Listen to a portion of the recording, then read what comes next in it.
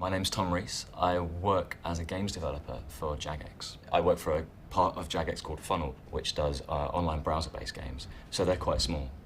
And so we can have one person designing and implementing a game from start to finish. The release of my last game was the total high point for me. It was the fruition of a year's work. This was a football game, a top-down one called Kickabout. We spent a year working on this thing, worrying about whether or not it would be popular at all and whether or not we'd wasted a lot of resources building this thing. And it came out, and it went down really well. And it's still being played, and we're working on more developments for it now. It's hugely exciting.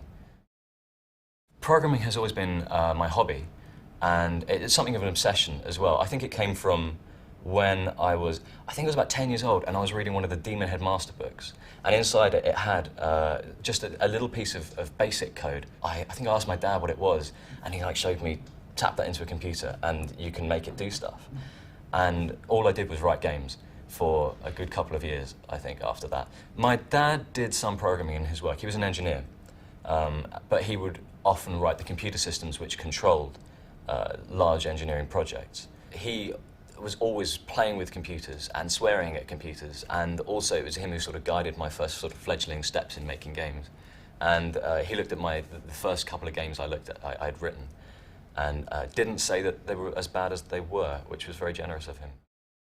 I did mostly maths during school, and that was where I excelled. I also did lots of computing. I must have known from about the age of 14 that I wanted to do computer science at university, largely because I was already quite good at it, and I was hoping that I could just, do well at university doing that.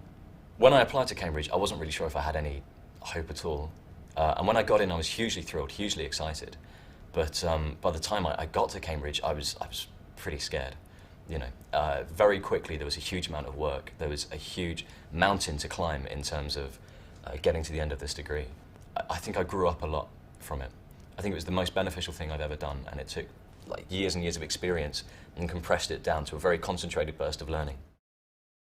I was hired at a recruitment fair. I was wandering through, looking at lots of different companies based in Cambridge. A lot of the companies were doing really boring stuff, lots of tech, lots of low-level stuff. And then I found Jagex in a corner saying, "Oh, we make games. Do you want to come and work for us?" I applied originally to work on web systems here, but I think in my application I talked so much about all the games I'd written during my hobby career, that they said, "I think you should join the games department."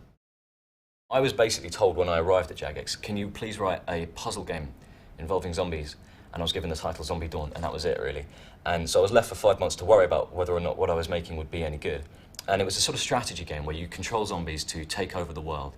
I remember one of the most thrilling moments writing my first game was when the graphics artist came up to me and said, "So we've got some basic graphics for you. What do you think of these?" And they showed me these beautiful coming to life of my ideas. Suddenly I was in a professionally made game.